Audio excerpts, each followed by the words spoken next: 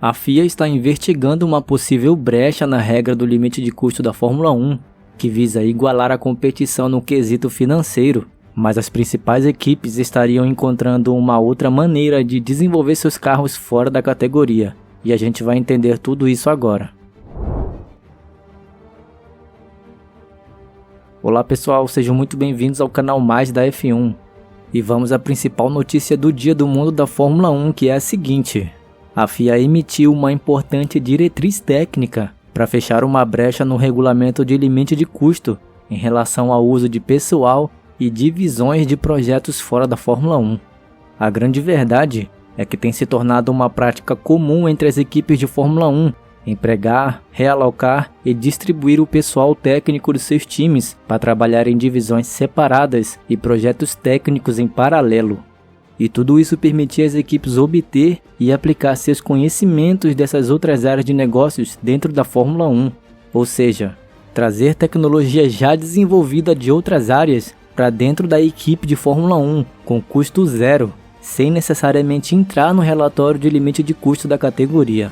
E tudo isso está sendo investigado pela FIA, se possíveis outros ramos das equipes, como a construção de motores, barcos de corridas ou outros carros de outras categorias, estariam ou não contribuindo indiretamente para o desenvolvimento dessas próprias equipes na Fórmula 1.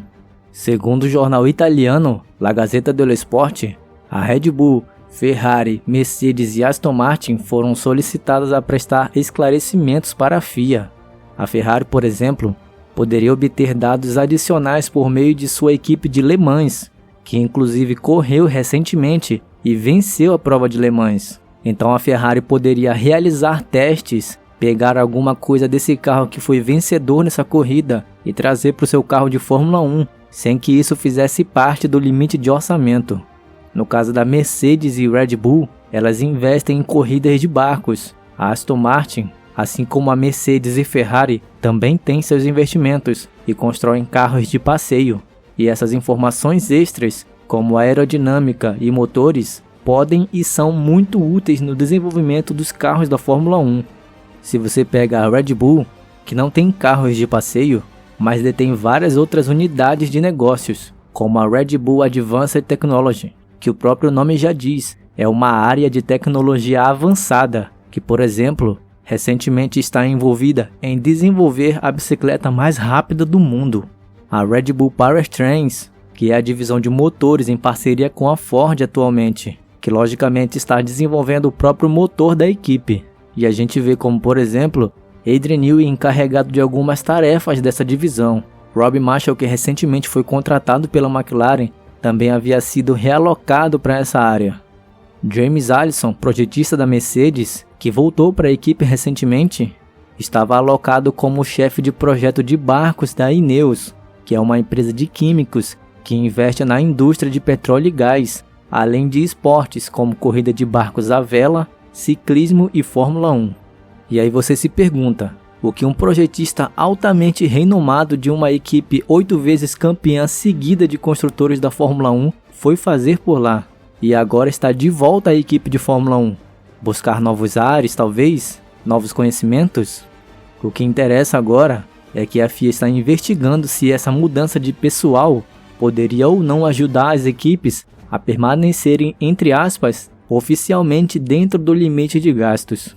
Então não tenha dúvidas de que essas equipes poderiam sim usar o conhecimento já pesquisado e desenvolvido dessas outras áreas e trazer para a Fórmula 1 com custo zero. Realizar testes ilimitados em protótipos de outras categorias, como por exemplo Endurance, Fórmula E e várias outras competições. Vale lembrar que o chefe da equipe Alpine, Otmar Szafnauer, já alertou sobre isso antes, há uns 2 meses atrás, sobre brechas no teto orçamentário que a própria equipe encontrou e via como possível as principais equipes se aproveitarem para anular o efeito do limite de custo. Mas tudo isso seria errado? Isso entra em um questionamento.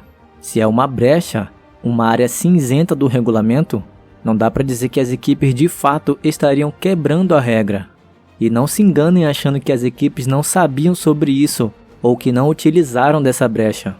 Então vamos aguardar para saber o que vai dar toda essa investigação. Lembrando que as equipes entregaram seus relatórios sobre o teto de orçamento referente à temporada de 2022 em 31 de março desse ano, e o resultado da avaliação da FIA sobre esses documentos é esperado para o final desse mês de junho de 2023. Então é isso, meus amigos. Me fala aqui nos comentários o que você acha sobre tudo isso. E se você quer saber das notícias da Fórmula 1, se inscreva no canal Mais da F1 para ficar sabendo de tudo e não perder nada.